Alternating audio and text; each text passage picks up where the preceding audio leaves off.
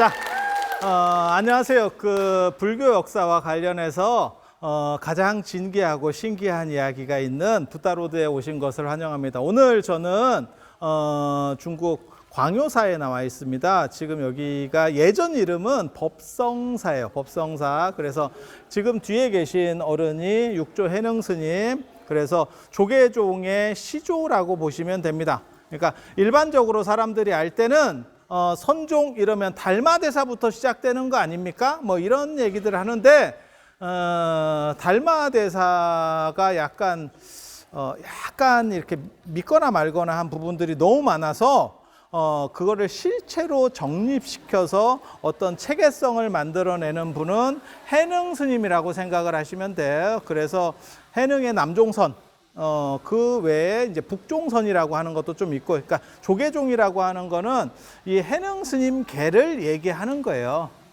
그래서 이제 선종 이야기 잠깐만 해드릴게요. 그래서 달마대사가 527년에 왔다라고 하는 그런 이야기가 있습니다.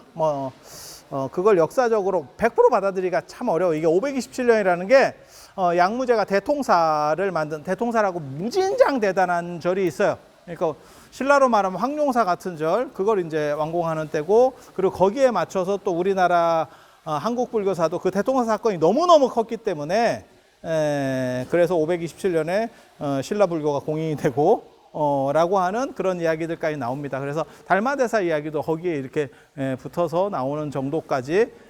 그리고 달마 다음에 해가, 이 두 분은 숭산 쪽의 중심으로, 낙양성입니다. 낙양성. 그래서 숭산 쪽에, 낙양의 숭산 쪽에 계셨던 거고, 숭산이라고 하는 거는 동쪽의 태산, 그 다음에 서쪽의 화산, 남쪽의 형산, 북쪽의 항산, 중앙의 숭산, 이렇게 해서 오악 중에서 숭산, 숭산에 태실봉이 있고 소실봉이 있어요. 봉우리가 태실봉이 메인입니다. 태실봉이 메인. 그런데 거기는 불교가 들어가기 전에 이미 도교가 장악을 하고 있었기 때문에 불교는 약간 이제 지차로 들어간 거죠. 장남한테는 못 가고 지차. 그게 이제 소실봉. 그래서 소실봉에 있는 절이라서 소림사. 그렇게. 그리고 초조달마 2조 해가까지는 그렇게 연결이 되고, 그 소림사, 그 다음에 그 숭산 쪽으로 관련해서 약간의 연결성이 있고, 뭐 자세한 얘기를 해드릴 시간은 없으니까. 그 다음에 승찬 스님이라고 약간 특별하신 분이 있어요. 이분도 이제 조금 신비적인 분이고, 이게 좀 뚜렷하지가 않아. 그래서 연결점이 약간 불투명하긴 한데, 이 승찬 스님 하면 유명한 건 신신명입니다. 지도문안 유형감택, 단막증의 아니 통연명백하리라 이래가지고 신신명이라고 하는 게 굉장히 유명한 글이 있고, 그리고 선불교의 어떤 흐름들이, 그러니까 달마를 어떻게 봐야 될지는 잘 모르겠는데, 그러니까 외래에서 유입된 또 다른 불교적 전통, 이렇게 그냥 생각을 할 수 있을 것 같아요. 그런 정도만 보는 게 타당할 것 같고, 뭐 남인도 사람이라는 둥, 무슨 뭐 파키스탄 쪽 사람이라는 둥, 아직도 다 약간 불투명해. 아직도 불투명해. 그러게 역사에는 유일하게 낙얌가람기에 딱 한 줄 나오는 게 달해서 그래요. 나머지는 그렇다 카드라만 있고, 역사적으로는 딱 그거예요. 그래서 양현지의 낙양가랑기에 보면 달마가 영령사 탑을 보고 굉장히 놀랬다더라. 너무너무 화려하고 대단해서 굉장히 놀랬다더라. 그거 끝입니다. 그 뒤에 나오는 달마에 대한 내용들은 약간 부가된 이야기들, 이런 것들이 많아서 조금 불투명한 게 있어요. 그래서 승찬 스님 있고, 그 다음에 이제 도신 스님과 홍인 스님은 어디로 내려가는 거냐면 조금 밑에 쪽으로 내려와서, 그게 이제 황매산 쪽으로 내려옵니다. 거기에 봉우리가 두 개인 산이 있어요. 쌍봉산이라고, 기주 황매현의 쌍봉산이라고, 기주 쌍봉산, 봉우리가 두 개가 있어. 그래서 그거를 한쪽은 동쪽 봉우리 산 이래서 동산이라고 하고, 한쪽을 서산이라고 합니다. 한쪽을 서산. 그 서산 쪽에 도신 스님이 계셨고, 사조 도신 스님이 계셨고, 5조 홍인 스님이 동쪽 산에 계셨어요. 그 동쪽 산 이름을 동산이라고 하고, 산 이름은 빅무산입니다. 그래서 홍인 스님의 가르침을 동산법문이라고 합니다. 그리고 그 전에는 능가경 중심으로, 사권 능가경 중심으로 선종이 내려갔다고 해요. 선종이 어떻게 보면 명상주의 종파예요. 지금 생각하면 뭐 생각하시면 되냐면, 지금 불교가 있고 요즘 명상 흐름이 있잖아요. 그러니까는 명상 흐름 속에서 누군가 체계를 막 하나를 만들어내서 뭐 틱나탄 스님이나 이런 것처럼 새로운 프로그램을 하나 만들어서 그게 확 유행한 거야. 그러면 그게 꼭 누가 시작했다라고 하는 부분도 있지만 여러 가지 요소들이 막 중첩된다니까. 그 중에 하나의 계통을 세우는 게 이 달마 계통이에요. 그리고 그것을 완전히 특수하게 딱 정립을 시켜서 혁명과 같이 만들어낸 게 해능 스님입니다. 그래서 해능 스님을 육조 혁명이라고 합니다.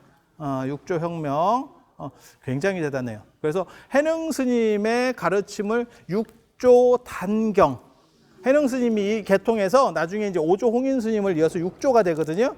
그래서 6조 단경이라 그래. 6조 스님이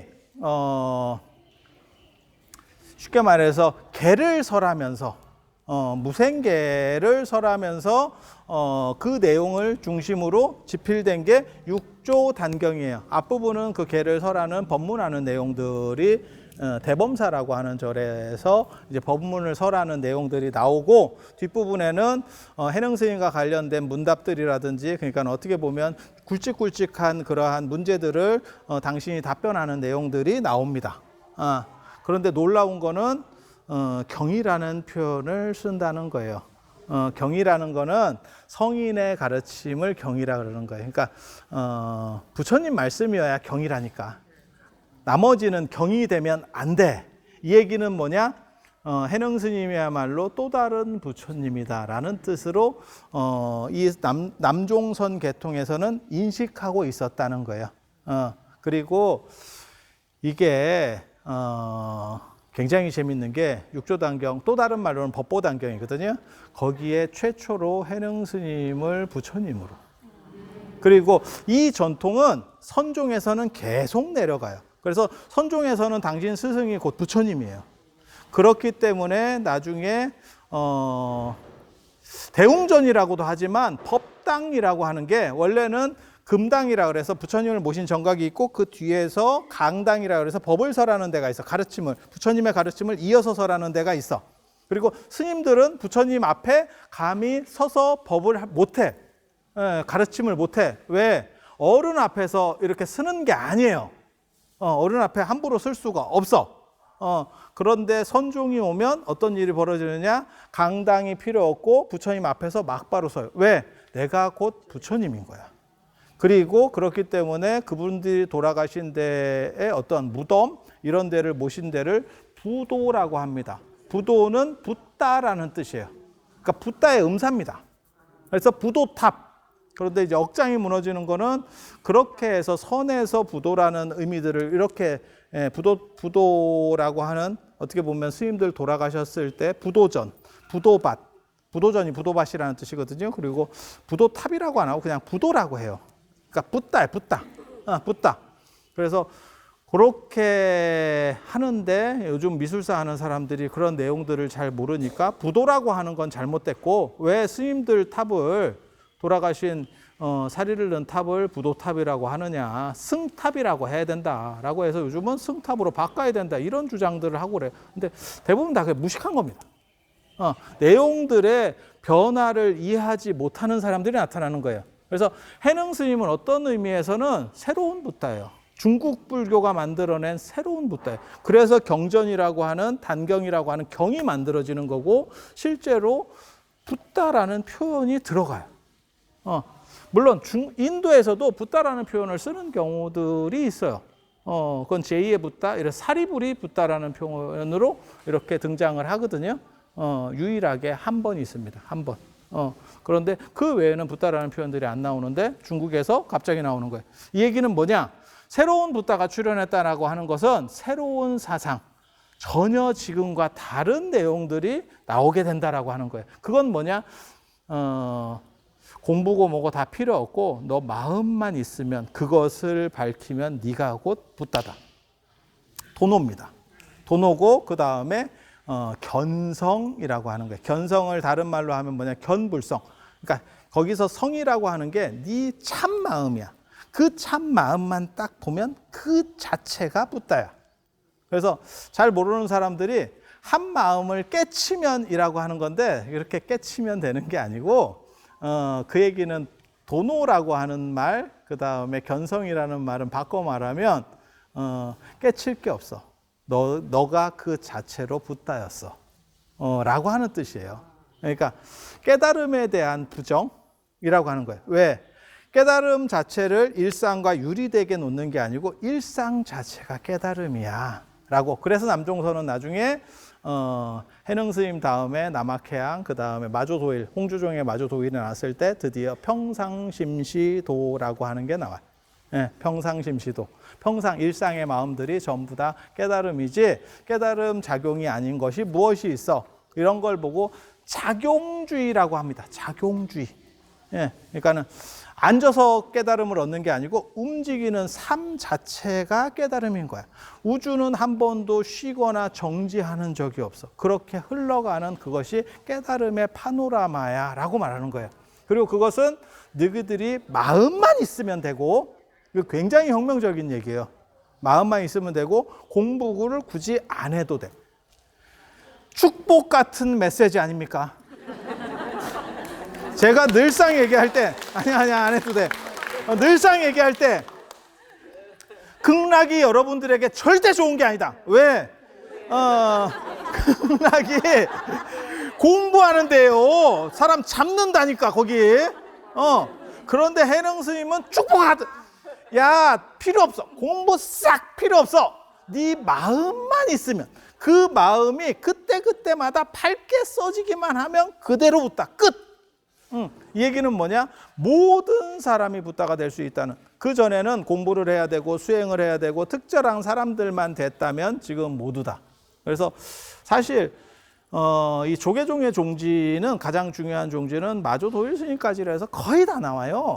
도노라고 하는 거 견성 이거는 저어른 해능 스님에 의해서 제창이 되고 그게 어떻게 보면 해능 스님이 획을 그으면서 또 하나의 붓다. 중국식으로 생각하는 또 하나의 붓다. 이원론의 붓다라고 하는 거예요.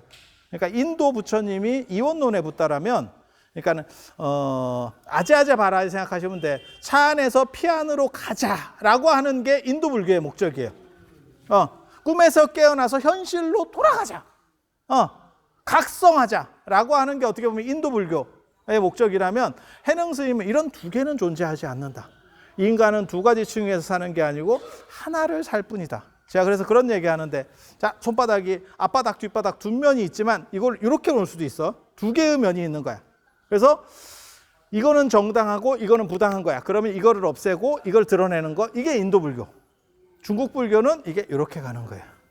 그래서 마음만 먹으면 이게 이렇게 해도 되고 이렇게 해도 되는 거야. 그래서 이렇게 되면 중생, 이렇게 되면 붓다. 더 놀라운 건 이 상황의 중생 상태로 있어도 그 본질은 너는 영원히 붓다야 라고 말하는 게 아주 결정적인. 그래서 마조도일에 의하면 그 행동주의, 일상성이라고 하는 행동주의로 나타나는 거예요. 그러니까는 평상심이 다 도니까 그리고 도불용수라고 도는 수행하는 게 아니야 라고 나온다. 기가 막힌다.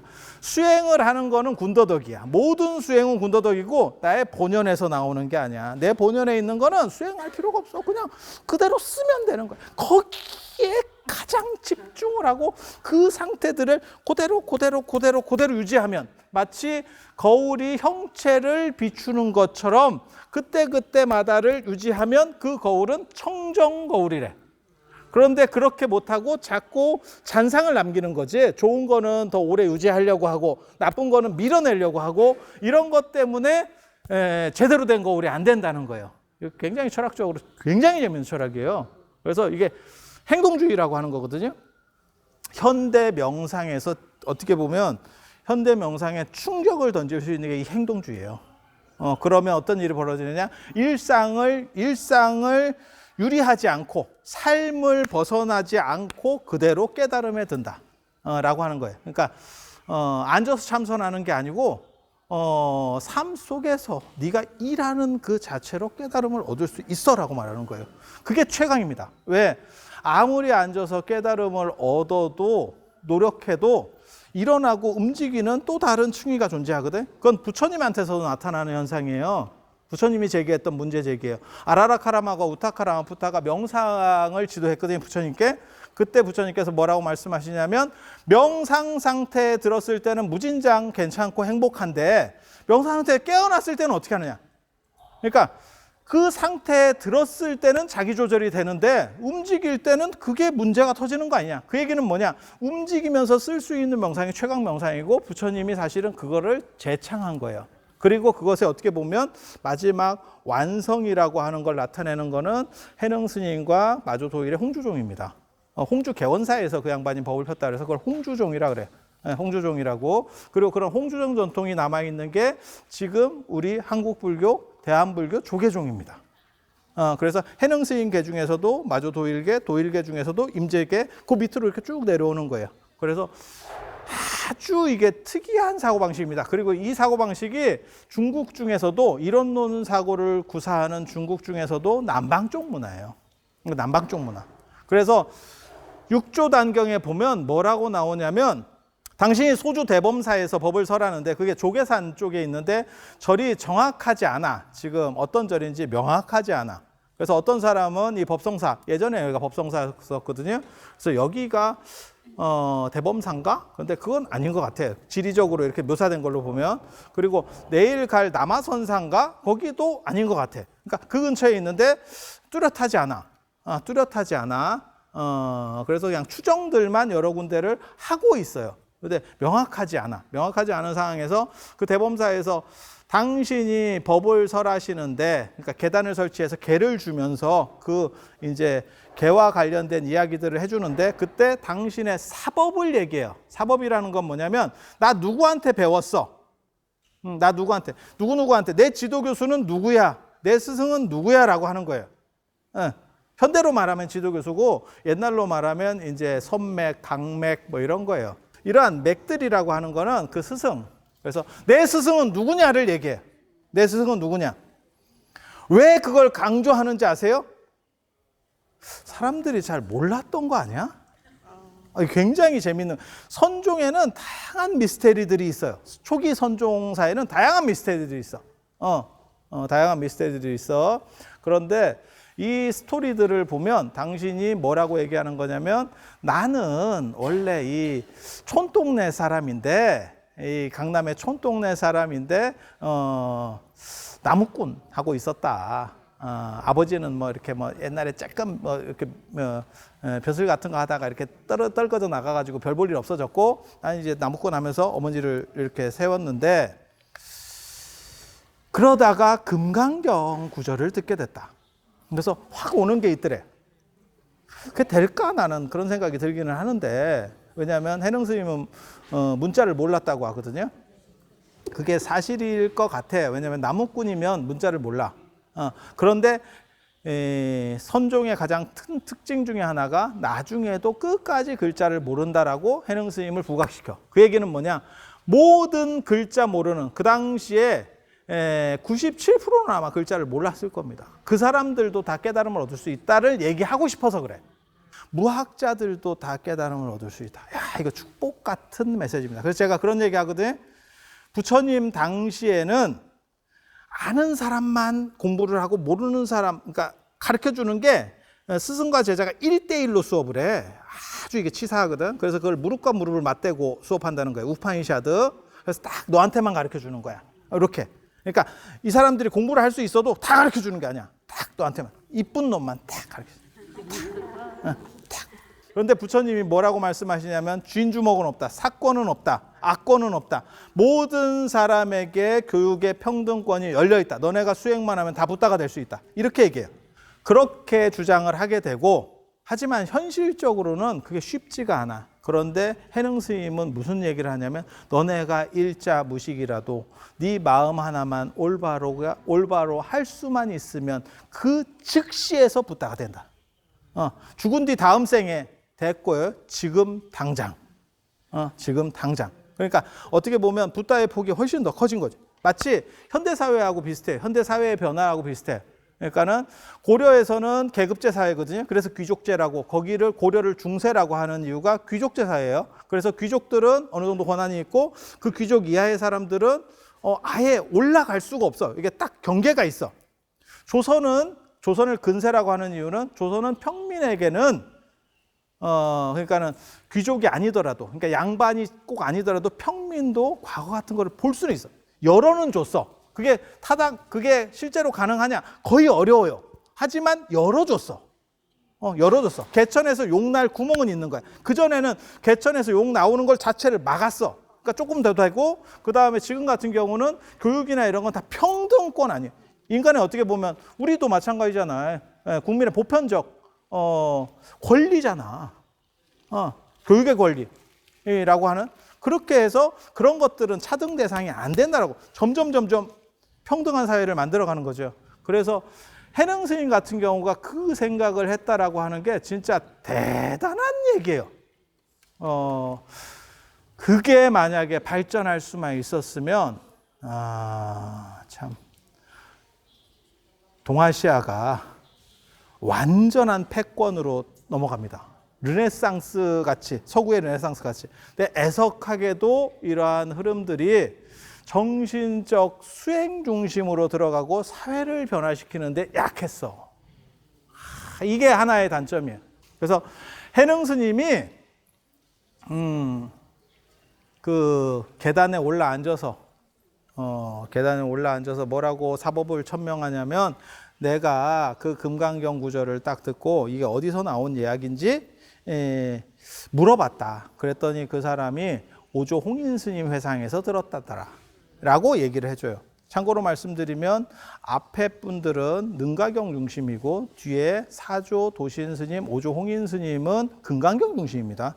텍스트가 바뀐다는 얘기는 집단이 좀 일치되지 않았을 확률이 굉장히 커. 그래서 초반에 능가경도 상당한 영향력을 줬어요. 그래서 도낭에서 발견된 1900년대 도낭에서 발견된 문헌들을 보면 능가 사작이라고 하는 게 있어요. 능가경을 전수한 기록. 그게 선종의 법맥이에요. 굉장히 재밌는 건데, 그런데 나중에 이 해능계에서는 육조단경을 전수합니다. 그리고 그 사이에 있었던 게 전의서이라고 해서 부처님 가사를 전수했대. 그래서 뭐라고 얘기하냐면, 당신이 그래서 내가 금강경을 듣고 생각이 있었다. 뭔가 이렇게 딱 트이는 것 같다. 좀 전환되는 게 있었다. 그래서 거기를 가려고 했는데 황매에 가서 동산법문을 듣고 싶었는데 문제는 홀어머니가 있어서 돈이 없었다. 그랬는데 또 기가 막히게도 어머니를 봉양하라고 돈을 줬대. 누가? 고맙지. 그래서 어머니를 그렇게 단도리를 하고 당신이 갔대. 가서 홍인 스님을 만났는데 참 재밌는 얘기예요. 홍인 스님 회상이 당시에 500명이 있었대. 많다라고 하면 많은 거고, 다른 말로 하면 옛날에는 먹고 살기 힘들기 때문에 많이 살아요. 한 군데 많이 살아. 그런데 거기서는 뭐냐면 야단법석 같이 이제 새로운 명상주의를 제시하니까 사람들이 많이 모였다. 그런 뜻이에요. 그런 뜻이에요. 그래서 500명의 회상에서 홍인 스님을 뵀대. 그게 가능한지 잘 모르겠습니다. 만났대. 만났대. 그래서 제가 홍인 스님은 진짜 어떻게 보면 자비로운 스님이다. 이게 사실이라면. 그걸 만나주는 스님이면 굉장히 자비로운 겁니다. 굉장히 자비로운 겁니다. 그래서 홍인 스님은 그렇게 만나주셨대. 만나주셔가지고 첫 마디가 너 어디서 왔어? 그랬더니 제가 영남 신주, 이게 해능 스님 고향 쪽입니다. 우리가 갈 거예요. 구군사 쪽으로 갈 거예요. 신주에서 왔습니다. 그랬더니 첫 마디가 오랑캐가 불교 공부를 하겠냐? 오랑캐에도 불성이 있냐? 이렇게 얘기했다는 거예요. 그랬더니 해능 스님이 뭐라고 얘기했냐면 제가 어렸을 때 보고 가장 놀랐던 바로 그 이야기. 불성에는 사람에는 남북이 있지만 불성의 남북이 있겠습니까? 이렇게 받아쳤다는 그 되바라지는 어법. 굉장히 중요한 거. 이게 사실이라면 남방의 개인주의 문화하고 북방의 약간 꼰대 문화가 충돌하는 접점이에요. 그리고 사실이 아닐 확률도 있어요. 왜냐하면 연구자들 중에서 상당수는 육조단경이나 이런 거를 약간 사실이 아닌 걸로 보는 계열들이 많이 있어요. 그게 이제 대부분 신회 쪽에서 만들거든요. 해능 스님 제자가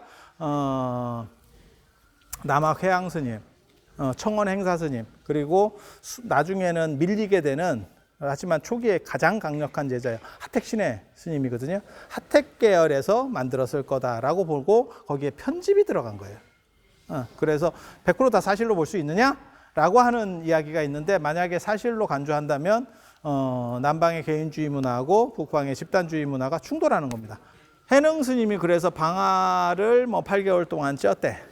그런 얘기를 하다 보니까, 야, 네가 좀 오랑캐인데 좀 똑똑한 놈이구나 이랬더니, 그래가지고 서로 눈치를 좀 해갖고 8개월 동안 행자 생활을 했다는 거예요.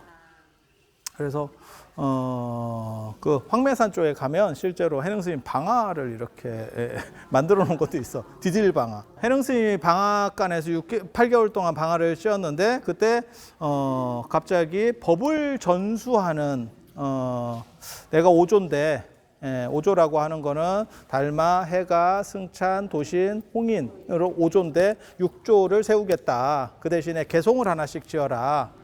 그러면 그 깨친 개송을 보고 그걸 고르겠다. 그런데 거기에 신수라고 하는 스님이 있어요. 그 어떻게 보면 강사 같은 스님입니다. 그러니까 홍인 스님이 교수면 신수는 강사 같은 거예요. 그래서 그 스님이 다 할 거다라고 모든 사람이 생각을 했대. 그런데 신수가 약간 이렇게 내밀기 좀 창피해서 벽에다가 개송을 지었대. 그게 뭐냐면, 마음은 맑은 거울과 같으니까 때가 끼지 않도록 계속 단속을 잘해서 열심히 수행해라 라고 하는 거예요. 그런데 그 개송을 보고 홍인 스님이 별로 마음에 안 들었대. 이것은 마음자리가 다 털린 개송이 아니다. 다 털어진 개송이 아니다. 노력하는 게 어떻게 마음이냐. 마음이 닦는다고 닦이냐? 마음은 본래 드러나는 거지. 어디 닦아. 태양을 구름이 가릴 수는 있어도 태양 자체는 한 번도 어두워질 수 없는 거야. 그걸 얘기해야 되는 거야. 그래서 해능이 행자, 그 당시에 노행자예요. 행자가 그거를 그런 사람들이 이렇게 얘기하는 걸 듣고 나도 개송을 하나 지어줬으면 좋겠다라고 해서 다른 사람한테, 그때도 그 얘기가 나옵니다. 오랑캐가 뭘 안다고 나대가지고 그렇게 그 오랑캐 얘기가 여러 번 나와요. 그게 강남과 강북의 사람 인식 차이를 얘기하는 거거든요. 그래서 그렇게 한참 이야기가 나오다가 그래도 한번 써주시면 좋겠습니다. 그래서 글을 아는 사람이 써줬대. 그래서 마음이라고 하는 것은 원래 없는데 무엇을 닦을 게 있겠느냐. 이런 식의 개송을 씁니다. 그러니까 앞에 개송을 까는 개송이야. 그 얘기는 뭐냐? 뒤에를 살리기 위해서 앞에 거를 죽이는 방식을 쓰는 거거든요. 원래 영화도 보면 빌런이 멋있어야 주인공이 빛나. 그런데 여기서는 저는 뭐라고 그런 걸 읽으면서 봤냐면, 그게 이제 본래 물이라는 거거든. 본래 한 물건도 없는데 뭘 닦아? 라고 말하는 거거든. 마음이라고 하는 것은 닦고 대상이 아니야. 그런데 빌런을 실패했지. 나 같으면 빌런을 훨씬 더 고급 개송으로 쓰고 거기에 한 단계 또 높은 개송을 만들어냈을 건데, 너무 쉬운 개송으로 상대를, 신수를 너무 만만히 본 거야. 그렇게 해서 아무튼 홍인 스님이 해능 스님에게 법을 줬대. 그래서 가사로 저녁에 다 오라 그래가지고 가사로다가 등하간자 할 때처럼 이걸 가린대. 그리고 그 안에서 금강경을 얘기해 줬대. 가사로 가렸다라고 하는 의미는 뭐냐면 법의 상속과 관련해서 인도의 그런 썰들이 좀 있어요.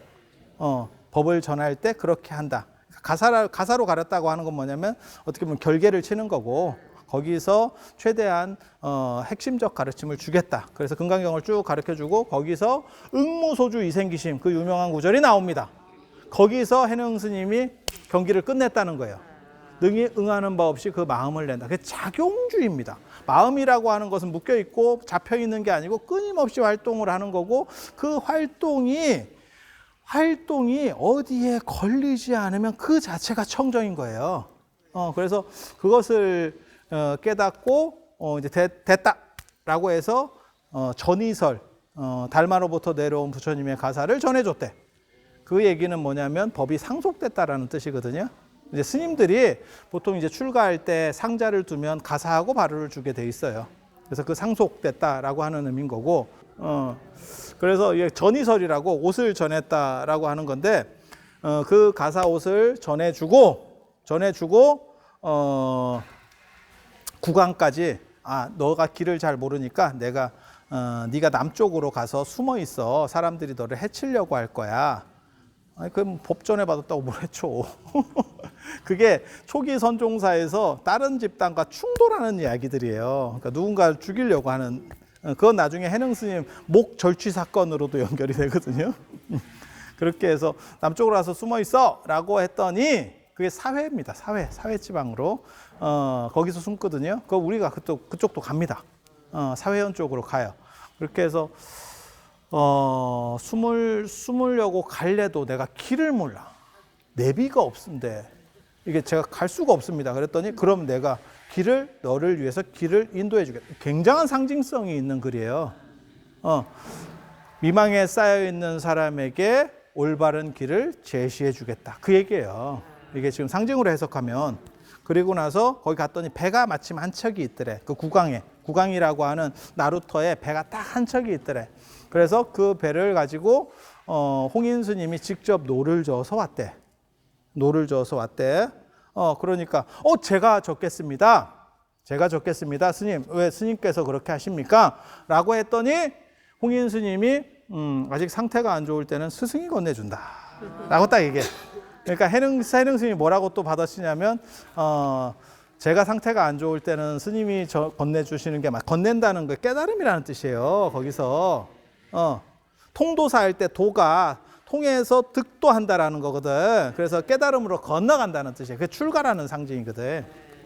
거기서는 다 그게 유래가 있어. 그래서 바람일도 건너간다. 차 안에서 피 안으로 건너간다라는 거예요. 그래서 그렇게 건너간다. 그래서 해능 스님이 뭐라고 받으시냐면, 제가 미혹할 때는 스님이 건네주시는 게 맞지만, 이제 저도 하나의 사람이 됐는데, 나는 진짜 진인이 됐는데, 깨달은 사람이 됐는데, 저도 제가 건너갈 수 있습니다. 그러니까 그래도 마지막이니까 내가 건네줄게. 이런 건 되게 멋있거든.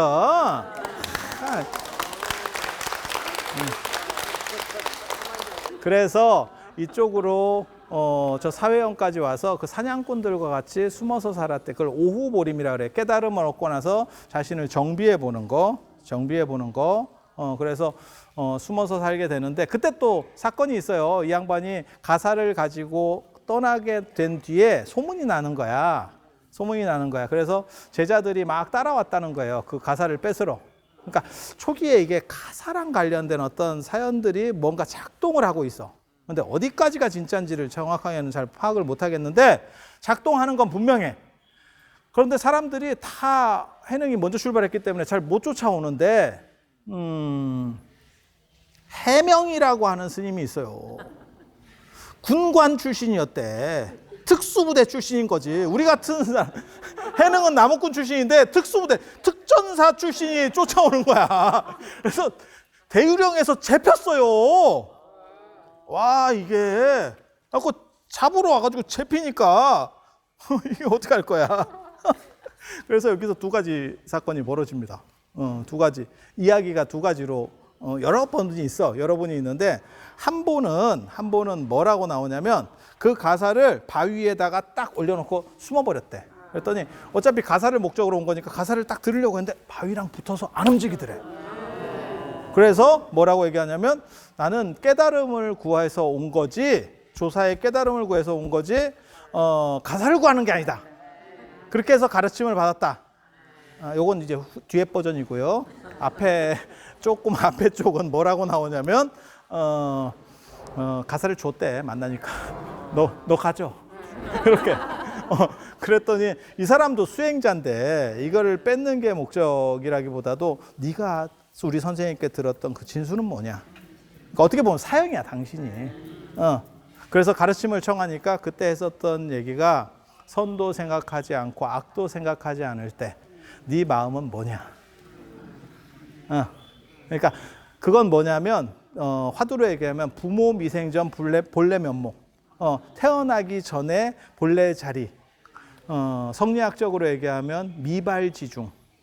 그러니까 마음이 움직이기 전에 그 즈음도 없을 때, 딱 이렇게 조짐도 없을 때 그 본체, 당체, 그걸 가지고 그게 네 본래 모습이다. 그게 네 본성이다. 그게 네 불성이고 견성이다. 라는 얘기를 해. 그때 그 얘기를 딱 듣고 해명이 선생님 하게 된 거야. 사람이 바뀐 거야. 그런데 이게 이 주목 출신들이 극단적으로 바뀌는 경우들이 가끔 있습니다. 그게 공자 제자 자로도 그렇거든. 그래서 그렇게 바뀌고 스스로를 저도 해자를 쓸 수가 없으니까 어떻게 보면 같은 우리가 사형제가 될 수 없으니까 나는 도명으로 바꾸겠습니다. 참 특이하지. 도명은 또 뭐야? 도명하면 떠오르는 거 김지장 스님, 김교각 스님의 상자가 도명이에요. 또 환원기에 나오는 사람도 도명이야. 왜 갑자기 도명이 또 여기서 나오지? 이게 막 섞여 들어가는 거야. 그래서 이 선종과 관련돼서 진짜 미스테리한 것들이 굉장히 많고 얘기거리가 많은데 그 얘기는 다음 시간에.